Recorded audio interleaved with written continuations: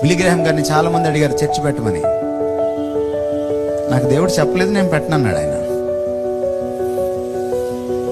50-60 సంవత్సరాలు కేవలం సువార్థికుడిగా జీవించి సువార్త మాత్రమే చెప్పి చచ్చిపోయాడు ఆయన.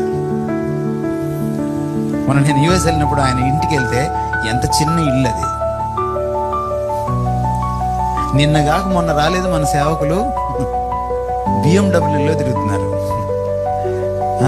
ప్యాలెస్లో ఉంటున్నారు.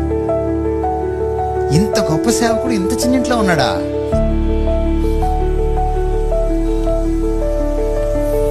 ఆయన లివింగ్ రూమ్ లో మనం 2 అడుగులు వేస్తే వంటగది వస్తుంది. ఈరోజు మీరు ప్రపంచంలో ఏ సిటీకైనా వెళ్ళండి, ప్రపంచంలో ఏ సిటీకైనా వెళ్ళండి, అక్కడ బిల్లీ గ్రాహం పరిచర్య ద్వారా మారుమనసు పొందిన ఒక్క వ్యక్తి అయినా మీకు దొరుకుతాడు. ఇది సేవ. ఎందుకు ఇప్పుడు ఇవాంజలిస్టులు లేరు?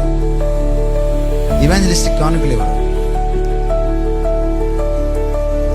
ఎందుకు ఇప్పుడు దేశ సంచారం చేస్తూ ప్రసంగాలు చేసే ప్రీచర్లు లేరు?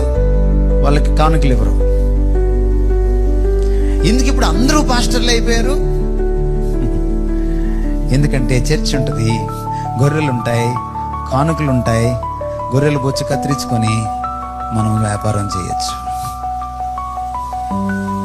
అదేమిటో గాని ఎవరిని సేవకు పిలిచినా వాళ్ళు సంఘమే పెడతారు, ఇంకేం పెట్టరు.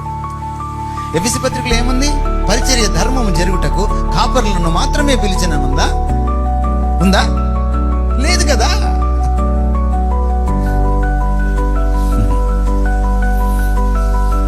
సంఘాలన్నీ ఇలాగే ఉన్నాయని నేను చెప్పట్లా, కానీ 100కి 80 సంఘాలు ఇలాగే ఉన్నాయి.